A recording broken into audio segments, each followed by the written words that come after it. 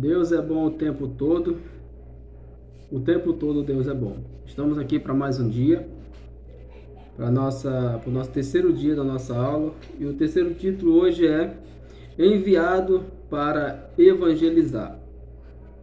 Então a gente já quero que você preste muita atenção, porque aqui não é que enviados, é um chamado pessoal e particular, enviado. Então é para mim, é para você e é para todos aqueles o qual Deus chamou para o ministério. Ele chamou para enviado para evangelizar. A palavra evangelista vem do grego evangélitos, que literalmente significa mensageiro do bem, mensageiros de boas novas. Denota-se pregador do evangelho, mensageiro de boas novas.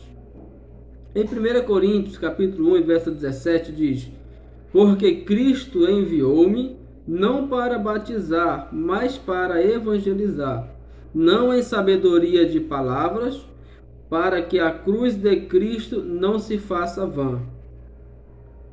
Em 1 Coríntios, capítulo 2, no verso 1, verso 4 e verso 13, Paulo vai continuar falando. E eu, irmão, quando fui ter convosco, anunciando-vos o testemunho de Deus, não fui sublimidade de palavras ou de sabedoria. Verso 4. A minha palavra e a minha pregação não consistiram em palavras persuasivas de sabedoria humana, mas em demonstração do Espírito e de poder. Verso 13, ele vai continuar falando. As quais também falamos, não com palavras de sabedoria, mas com as que o Espírito Santo ensinava, comparando as coisas espirituais com as espirituais. Em 2 Pedro, no capítulo 1 e no verso 16, diz: Porque não nos fizemos saber a virtude e a vinda de Jesus Cristo, nosso Senhor, segundo fábulas artificialmente compostas, mas nós mesmos vimos a sua majestade. Então, o que a gente não pode esquecer é que todo evangelista, todo aquele que foi chamado, todo aquele que foi ovacionado, todo aquele que recebeu de Deus a missão de ser um evangelista, de sair para evangelizar, ele vai sair para fazer discípulos.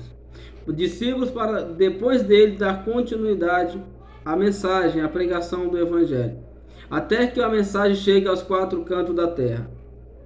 Mas todo pregador, todo ministro, todo evangelista, ele tem que orar a Deus e pedir muito a Deus para que através do seu ministério aconteça pelo menos 5 coisas. Primeiro, que haja salvação entre o povo, que o povo seja salvo.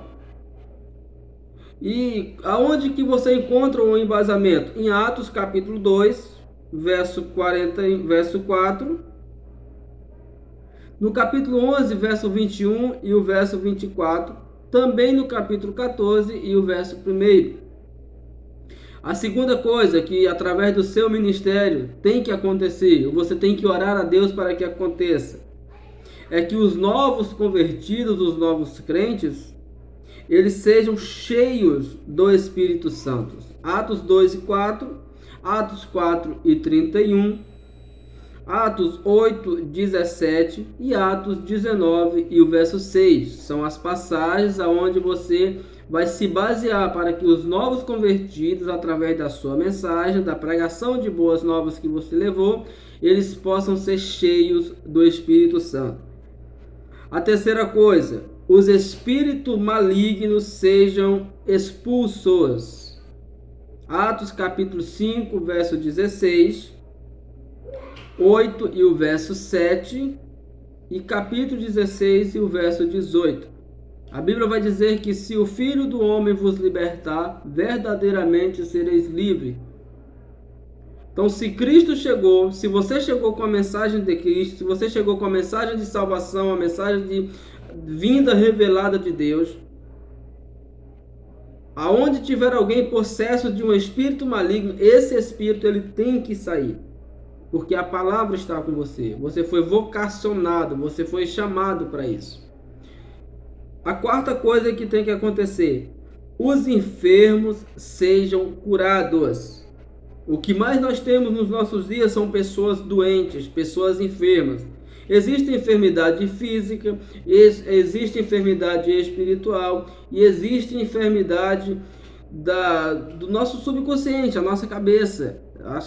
Tem pessoas que têm, o subconsciente está afetado por problemas e outras coisas aconteceram, e todas essas enfermidades precisam ser tratadas. E às vezes a medicina resolve, a ciência resolve, mas vai acontecer caso que você, como evangelista, você como ministro do evangelho, ministro de boas novas, vai orar a Deus, e Deus, pela sua misericórdia, vai trazer cura para aquela pessoa que está enferma. Quinta e última: que os novos discípulos, os novos convertidos, aprendam os ensinos justos de Jesus Cristo. Eles têm que aprender e eles têm que obedecer aos ensinamentos do padrão de Jesus Cristo. O evangelho tem um padrão. Não é de qualquer jeito, não é de qualquer maneira, não é do jeito que eu penso, não é do jeito que eu quero, é do jeito que Jesus Cristo ensinou. E qual é esse padrão? Aonde eu encontro esse padrão? Eu te explico. Em Mateus, no capítulo 28, do verso 18 ao 20. Também existe um padrão relacionado em Atos, capítulo 11, verso 23 ao 26. Então, essa é o nosso terceiro tópico, nossa terceira aula, nosso terceiro vídeo. Eu tenho esse compromisso contigo todos os dias. Eu quero que você comece bem o seu dia, comece sendo alimentado com palavras de sabedoria. Então, se você gostou do conteúdo, curte, comenta, compartilha, encaminha para outras pessoas, para que mais gente seja alcançada através da palavra de Deus, da palavra de salvação. Que Deus em Cristo abençoe a tua vida e nos encontraremos amanhã, se assim o Senhor nos permitir.